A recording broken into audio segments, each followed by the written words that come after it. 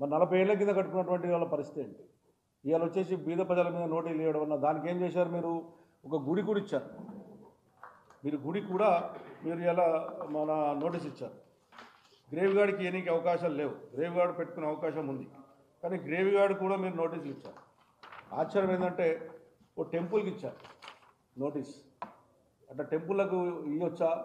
ఎఫ్టేలు అందులో ఉన్నటువంటి 40 ఏళ్ల కింద ఉన్నటువంటి టెంపుల్ ఇది. ఆ టెంపుల్కి ఇచ్చారు. మీరు మున్సిపాలిటీ బిల్డింగ్ కట్టారంట, జిహెచ్ఎంసీ బిల్డింగ్ కట్టారంట. మరి దాని పరిస్థితి ఏంటి? గ్రేవ్ గార్డ్ ఉంటుంది. చెర్లలో చాలా మటుకు ఎక్కువ పెద్దలు ఉన్నప్పుడు చాలా మటుకు చెర్ల పక్కకే గ్రేవ్ గార్డ్ పెట్టారు, వాళ్ళు కట్టారు. దాని కూడా నోటీస్ ఇచ్చారు.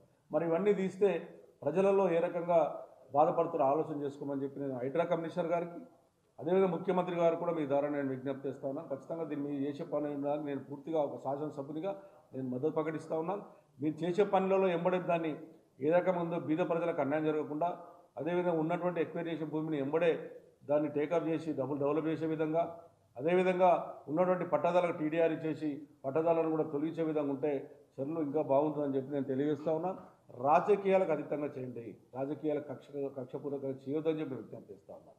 ఒక్కొక్క పార్టీ చూస్తే, ఇలా బీజేపీ పార్టీ చూస్తే రాష్ట్ర అధ్యక్షుడు ఒక మాట మాట్లాడుతున్నాడు, వాళ్ళ ఎంపీ ఒక మాట మాట్లాడుతూ ఉన్నాడు. ఈ రకమైనటువంటి కక్ష సాధింపులు పోకుండా మీ వ్యక్తిగత కక్షలతోని ఒక పార్టీని టార్గెట్ చేయొద్దని చెప్పి విజ్ఞప్తి చేస్తా ఉన్నాను. మీరు చేసే పనికి ఒక శాసనసభని మద్దతు ప్రకటిస్తాం తప్ప బీద ప్రజల దగ్గర రావద్దు. అదేవిధంగా ఇలా 40,000 మంది డబుల్ బెడ్రూమ్లు ఆ ప్రభుత్వం మా ప్రభుత్వం ఉన్నప్పుడు 1,00,000 ఇళ్ళు కట్టాం. 61,000 మంది డబుల్ బెడ్రూమ్లు ఇచ్చాం. ఇంకా 40,000 డబుల్ బెడ్రూమ్లు ఉన్నాయి. డబుల్ బెడ్రూమ్లు ఏవైతే ఎక్కడెక్కడైతే ఈ చెర్లలో కొద్దిగా ఎఫెక్ట్ అయినటువంటి వాళ్ళు కానీ, నాలలో ఉన్నటువంటి ఎఫెక్ట్ అయినటువంటి వాళ్ళు అందరూ కూడా ఆ డబుల్ బెడ్రూమ్లు ఇచ్చి అలా కట్టేయండి. ఇప్పటికీ ఉన్నాయి, కావాలంటే 40,000 మంది ఉన్నారు కాబట్టి 10-12,000 మంది మూసినది మీద కానీ ఇక్కడ నాలాల మీద కొంతమంది ఆక్రమించుకున్నటువంటి వాళ్ళు ఉన్నారు. వాళ్ళందరూ కూడా తొలగించి వాళ్ళు ఎంబడే వాళ్ళు డబుల్ బెడ్రూమ్ ఇచ్చి అది ఇమీడియట్గా నాలను కూడా టేకప్ చేయమని చెప్పి నేను విజ్ఞప్తి చేస్తాను. ఎందుకంటే ప్రభుత్వం కేసీఆర్ గారు ప్రభుత్వం ఉన్నప్పుడు డబుల్ బెడ్రూమ్లు ఉన్నాయి.